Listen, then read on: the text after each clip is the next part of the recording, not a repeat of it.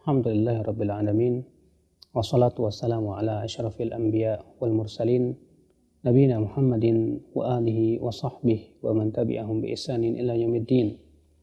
Asyhadu an la ilaha illallah wahdahu la syarikalah wa asyhadu anna Muhammadan abduhu wa rasuluh. Amma ba'd. Sekarang ini sedang sering menjadi sebuah buah bibir yang hangat tentang masalah sodomi. Apalagi diberitakan katanya ada seorang guru melakukan sodomi kepada anaknya. Sodomi adalah merupakan perbuatan yang dilakukan oleh kaum Nabi Lut, di mana seorang laki-laki suka kepada laki-laki. Di mana hakikat sodomi adanya memasukkan zakar kepada dubur, baik laki-laki maupun perempuan. Namun terhadap laki-laki hukumnya jelas lebih berat. Di mana Rasulullah SAW bersabda, "Man wajadtumuhu ya'malu amala qaumi Lut, faqtul fa'il wal maf'ul," atau kama qala.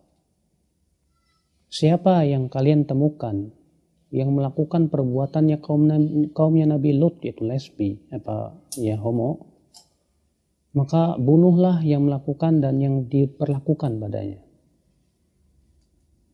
Di mana akal Islam memasukkan kemaluan kepada dubur atau sodomi apabila itu dilakukan kepada anak kecil ataupun kepada seorang laki-laki dengan laki-laki, maka ini adalah perbuatan yang sangat nista sekali.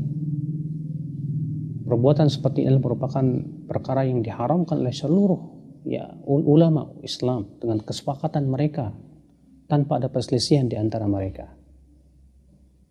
Dan perbuatan ini akal Islam menyebabkan pelakunya harus diberikan sanksi. Namun para ulama berbeda pendapat mengenai pelaku sodomi. Apakah sanksinya sama dengan zina atau tidak?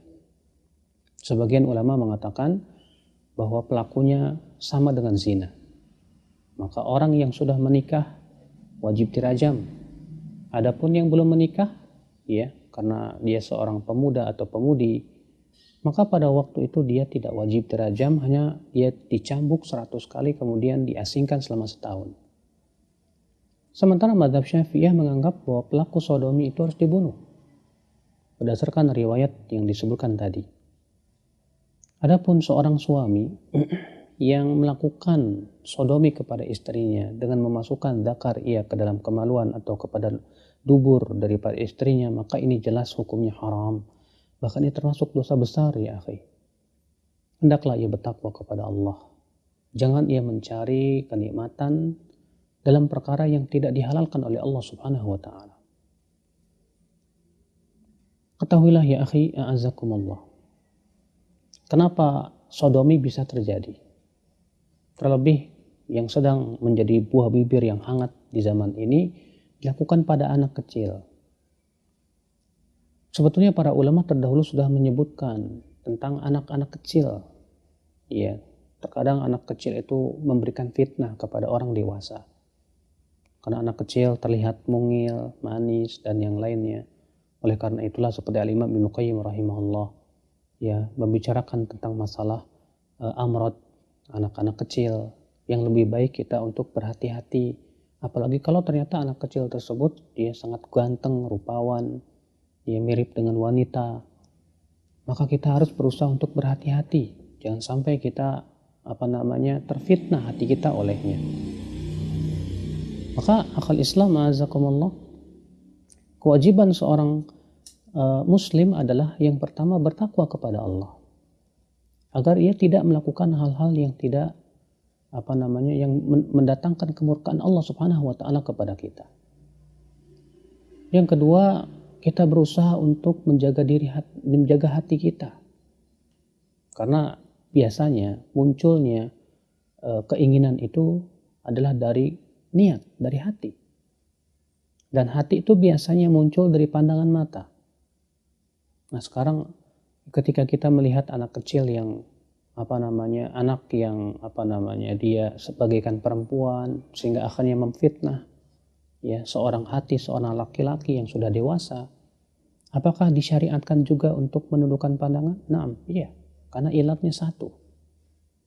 Ya, di mana Allah Ta'ala berfirman, wa qul lil mu'minina yaghuddu absarahum wa yahfadhu furujahum. Katakan kepada kaum mukminin, hendaklah mereka menundukkan pandangan mereka dan menjaga kemaluan mereka. Di mana tujuan menundukkan pandangan terhadap wanita adalah tidak terfitnah hatinya dengan wanita. Demikian pula sama halnya apabila seseorang terfitnah dengan seorang anak, ya, anak berumur 8 atau 9 tahun yang dia ganteng bagaikan perempuan, maka dia pun harus menundukkan pandangannya. Kemudian yang ketiga, akhal Islam a'azakumullah, kita berusaha, ya, untuk memberikan nasihat-nasihat yang baik kepada, ya, anak-anak tersebut agar mereka juga jangan terlalu dekat dengan orang-orang dewasa yang sengaja ingin mendekatinya. Terkadang ada orang, ya, seorang dewasa yang ingin mendekatinya, membaikinya. Hati-hati. Iya. Hal seperti itu sering kali terjadi dan ternyata, ya, tujuannya adalah untuk mendekati si anak tersebut, akhirnya melakukan perbuatan-perbuatan yang dilarang oleh Allah Subhanahu wa taala. Maka dari itu akhul Islam azzakumullah, perkara seperti ini harus ditanggulangi dan diberikan pemahaman-pemahaman yang sahih, di mana yang terpenting adalah kita berusaha untuk memberikan kepada mereka ta'lim, ya, ilmu, pengajaran, kemudian ditumbuhkan rasa takut kepada Allah Subhanahu wa taala, ya, dan dipahamkan bahwa itu perbuatan yang dilarang dan diharamkan oleh Allah Subhanahu wa taala. Sebab, ya, ketika hati seorang hamba belum muncul rasa takut kepada Allah, seringkali ia tidak peduli apakah perbuatan itu halal atau haram. Tapi ketika, ya, seorang hamba telah mempunyai rasa takut kepada Allah, dia mencintai Allah, dia bertakwa kepada Allah, maka di saat itu ikhwatal Islam a'azakumullah, ya, pada waktu itu dia mempunyai rem yang akan merem dia dari melakukan hal-hal yang dilarang oleh Allah Subhanahu wa taala. Kemudian seorang pemuda atau seorang yang dewasa hendaklah ia mencukupkan diri dengan istri yang Allah halalkan kepada dia. Ingat akhi, siapa yang dijadikan hatinya sibuk dengan yang haram dan menyukai yang haram, biasanya ia akan dijadikan tidak suka kepada yang halal. Dan ini sendiri sudah musibah. Ketika seseorang dijadikan oleh Allah hatinya itu suka kepada yang haram, akhirnya dipalingkan hatinya dari yang halal. Ya, adakah ya akal Islam musibah yang lebih besar dari ini? Maka kewajiban kita adalah sibukkan diri dengan apa yang Allah halalkan kepada kita. Kemudian kita tinggalkan yang Allah haramkan kepada kita. Sibukkan dengan apa yang Allah Subhanahu wa taala perintahkan kepada kita.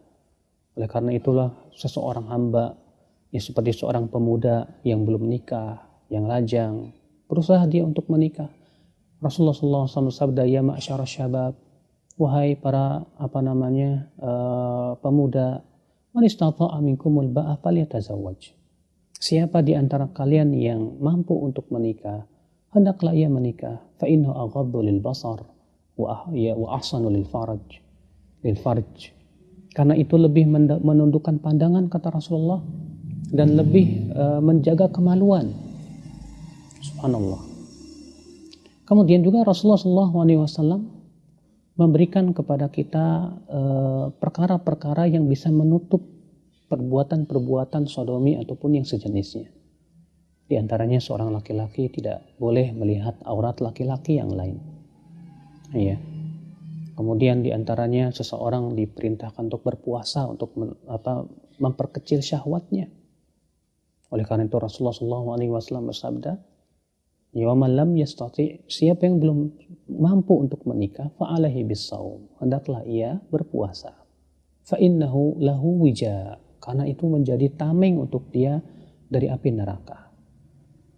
Maka ya kita berusaha untuk bertakwa kepada Allah Subhanahu wa taala, yang kemudian kita berusaha untuk mencegah segala macam perkara-perkara yang bisa menjerumuskan kepada perbuatan-perbuatan hal itu, ya, sambil kita memberikan ta'lim, pengajaran, kemudian dikuatkan akidah kaum muslimin, agar kemudian mereka pun takut kepada Allah dan meninggalkan perbuatan-perbuatan hal seperti itu. Subhanakallah bihamdik, asyhadu an la ilaha illa anta, astaghfiruka wa atubu ilaik. Wassalamualaikum warahmatullahi wabarakatuh.